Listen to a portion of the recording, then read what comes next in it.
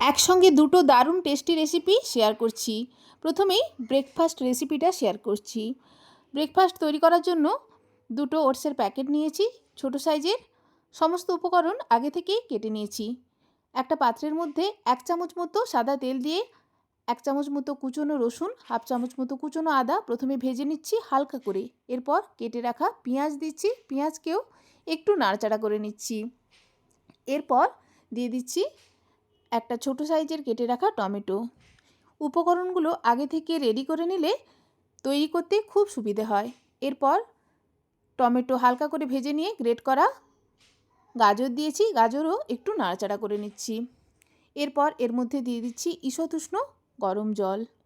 জল দিয়ে ফুটিয়ে নেব।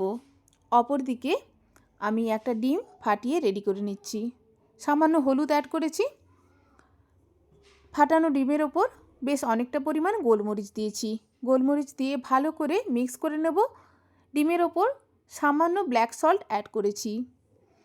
যেহেতু ওটসের মধ্যে লবণ আছে, সেই দিক মাথায় রেখেই কিন্তু লবণটা দিতে হবে। ডিমের মধ্যে ডিমের মাপ অনুযায়ী সামান্য ব্ল্যাক সল্ট এখানে দিয়েছি। ভালো করে মিশিয়ে নিয়ে অ্যাড করে দেব। এরপর ভালো করে মিশিয়ে নিচ্ছি। যেহেতু ওটসের মধ্যে লবণ আছে, গাজর, টমেটো, পেঁয়াজের উপর আমি লবণ অ্যাড করিনি। এরপর সাফোলার মশলা ওটস আমি দিয়ে দিচ্ছি। খুব টেস্টি হয় খেতে, বাচ্চা থেকে বড় সবাই পছন্দ করবে। খুব অল্প তেলে এটা তৈরি করে নেওয়া যায় এবং খুব কম সময়ের মধ্যে, মিনিট 5 থেকে 7-এর মধ্যে এটা আপনারা তৈরি করে নিতে পারবেন। ভালো করে মিশিয়ে নিচ্ছি। ততক্ষণ পর্যন্ত ফুটিয়ে নেব যতক্ষণ পর্যন্ত না ওটস সেদ্ধ হয়ে যায়। ওটস খুব তাড়াতাড়ি সেদ্ধ হয়ে যাবে, একেবারে রেডি। প্রোটিন মিনারেলস ভরপুর ব্রেকফাস্ট। কেমন লাগলো ব্রেকফাস্ট আইডিয়া? অবশ্যই কমেন্ট করে জানাবেন। ভালো লাগলে রেসিপি অবশ্যই ট্রাই করবেন এবং চ্যানেলকে like, comment, share and subscribe করার অনুরোধ রইল। স্লাইস করা পেঁয়াজের সাথে আমি এটা সার্ভ করেছি।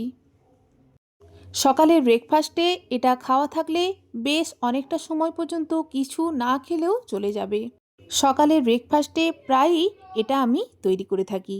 এরপরে যে রেসিপিটা শেয়ার করছি, রুটি, লুচি বা পরোটার সাথে খেতে তো ভালোই লাগে, ভাতের সাথে খেতেও বেশ ভালো লাগবে। তৈরি করব আলু বেগুন মশলা ফ্রাই। এর জন্য প্রথমেই কড়াইতে পরিমাণ মতো সর্ষের তেল দিয়ে 1 চামচ মতো গোটা জিরে, 1 চামচ মতো কুচনো রসুন, হাফ চামচ মতো কুচনো আদা হালকা করে ভেজে নিয়ে কেটে রাখা পেঁয়াজ দিচ্ছি। পরিমাণ মতো লবণ দিয়ে পেঁয়াজ হালকা ভাজা হলে এর উপর দিয়ে দেব গ্যাসের ফ্লেম হাইতে করে দিয়ে কেটে রাখা বেগুন ও আলু বেগুন লম্বা করে এইভাবে কেটে নিয়েছি।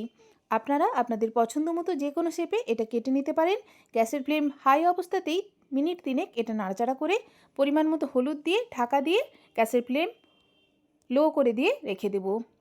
অপরদিকে একটা হামানদিস্তায় 1 চামচ মতো গোটা ধনে, 1 চামচ গোটা জিরে থেতো করে নিচ্ছি। 3 মিনিট পর ঢাকা খুলে দিয়ে কেটে রাখা টমেটো দিয়ে দিচ্ছি। টমেটো অনবরত নাড়াচাড়া করে ভেজে নিচ্ছি। এরপর থেতো করে রাখা ধনে ও জিরে দিয়ে দিচ্ছি। ধনে জিরে এইভাবে থেতো করে দিলে টেস্টটা বেশি ভালো হয়। এইভাবে থেতো করেই দিয়েছি। অনবরত টমেটোর সাথে ধনে জিরে নাড়াচাড়া করে নিচ্ছি। টমেটোও ভাজা ভাজা হয়ে যাচ্ছে এবং ধনে জিরেও খুব ভালো করে ভাজা ভাজা হয়ে যাচ্ছে।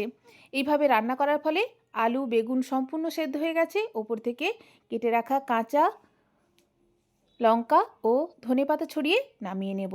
খেতে দুর্দান্ত হয়। অবশ্যই রেসিপিটি ট্রাই করবেন। রেসিপি ভালো লাগলে চ্যানেলকে like, comment, share and subscribe করার অনুরোধ রইল। গরম গরম রুটির সাথে আমি পরিবেশন করেছি। আপনারা লুচি, রুটি, পরোটা বা ভাতের সাথে পরিবেশন করতে পারেন। খেতে দুর্দান্ত লাগে।